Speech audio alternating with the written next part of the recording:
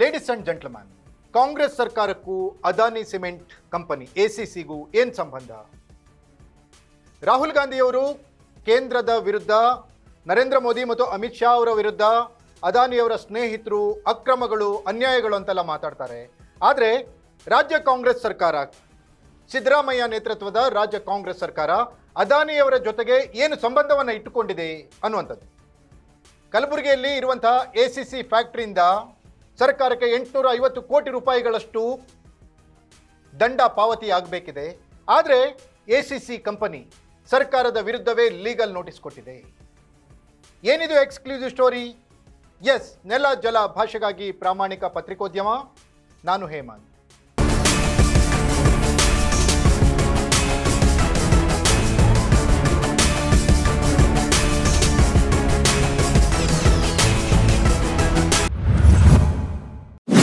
ಅದಾನಿ, ರಾಹುಲ್ ಗಾಂಧಿಯವರು ಯಾವತ್ತೂ ಕೂಡ ನೆನಪು ಮಾಡಿಕೊಳ್ಳುವಂತಹ ಬಿಸ್ನೆಸ್ ಮ್ಯಾನ್.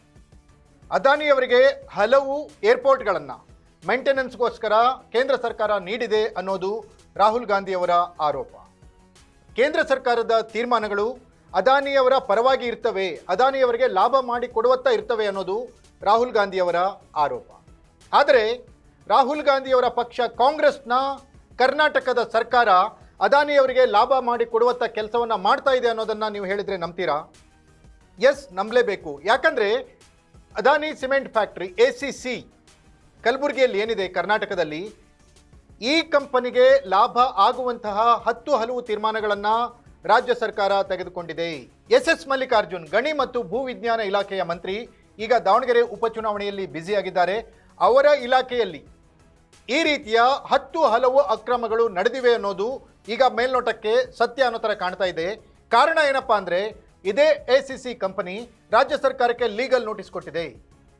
ಎಸಿಸಿ ಕಂಪನಿ 850 ಕೋಟಿ ರೂಪಾಯಿಯಷ್ಟು ಹಣವನ್ನು ದಂಡದ ರೂಪದಲ್ಲಿ ರಾಜ್ಯ ಸರ್ಕಾರಕ್ಕೆ ತುಂಬಬೇಕಿದೆ.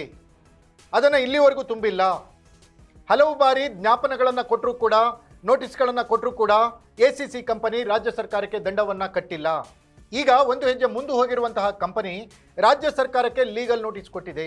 ಕಂಪನಿಯ ಉತ್ಪಾದನಾ ಸಾಮರ್ಥ್ಯ ಪರಿಶೀಲನೆಯಲ್ಲಿದೆ. ಕಂಪ್ಲೀಷನ್ ಸರ್ಟಿಫಿಕೇಟ್ ಇನ್ನೂ ಸಿಕ್ಕಿಲ್ಲ. ಹಾಗೆಯೇ ರಾಜ್ಯ ಸರ್ಕಾರದ ಗಣಿ ಮತ್ತು ಭೂವಿಜ್ಞಾನ ಇಲಾಖೆಯ ಅಗತ್ಯ ಇರುವ ಪರವಾನಗಿಯೂ ಇನ್ನೂ ಈ ಕಂಪನಿಗೆ ಸಿಕ್ಕಿಲ್ಲ. ಹೀಗಿದ್ದಾಗ ಕಂಪನಿ ತನ್ನ ಉತ್ಪಾದನೆಯನ್ನು ಪ್ರಾರಂಭ ಮಾಡಿದೆ. ಉತ್ಪಾದನೆ ಮಾಡಿರೋದು ಕಾನೂನು ಬಾಹಿರ ಅಂತ ರಾಜ್ಯ ಸರ್ಕಾರ ದಂಡವನ್ನು ಅನೌನ್ಸ್ ಮಾಡಿದೆ.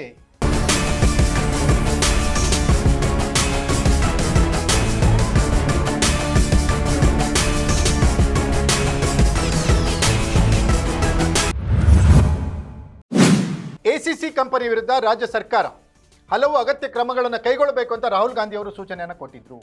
ನ್ಯಾಯಾಲಯದ ಮೊರೆ ಹೋದಂತಹ ಎಸಿಸಿ ಕಂಪನಿ ರಾಜ್ಯ ಸರ್ಕಾರದ ವಿರುದ್ಧ ತೀರ್ಮಾನಗಳ ವಿರುದ್ಧ ಸ್ಟೇಯನ್ನು ತಂದಿತ್ತು. ಆದರೆ ರೋಹಿಣಿ ಸಿಂಧೂರಿಯವರು ಪ್ರಧಾನ ಕಾರ್ಯದರ್ಶಿ ಇದ್ದಾಗ ಗಣಿ ಮತ್ತು ಭೂವಿಜ್ಞಾನ ಇಲಾಖೆಯ ಅವರ ದಂಡದ ಫೈಲನ್ನು ಬದಿಗೊತ್ತಿ ಅವರ ಪ್ರಪೋಸಲನ್ನು ಸರ್ಕಾರಕ್ಕೆ ಕಳಿಸಿದ್ರು ಅನ್ನುವಂಥ ಆರೋಪವೂ ಕೂಡ ರೋಹಿಣಿ ಸಿಂಧೂರಿಯವರ ಮೇಲಿತ್ತು. ರೋಹಿಣಿ ಸಿಂಧೂರಿಯವರನ್ನ ಈಗ ಗಣಿ ಮತ್ತು ಭೂವಿಜ್ಞಾನ ಇಲಾಖೆಯಿಂದ ಟ್ರಾನ್ಸ್ಫರ್ ಮಾಡಲಾಗಿದೆ. ಆದರೆ ಶಾಕಿಂಗ್ ಮಾಹಿತಿ ಏನಂದರೆ, ಎಸಿಸಿ ಸಿಮೆಂಟ್ ರಾಜ್ಯ ಸರ್ಕಾರದ ವಿರುದ್ಧವೇ ಲೀಗಲ್ ನೋಟಿಸ್ ಕೊಟ್ಟಿದೆ ಅನ್ನುವಂಥದ್ದು.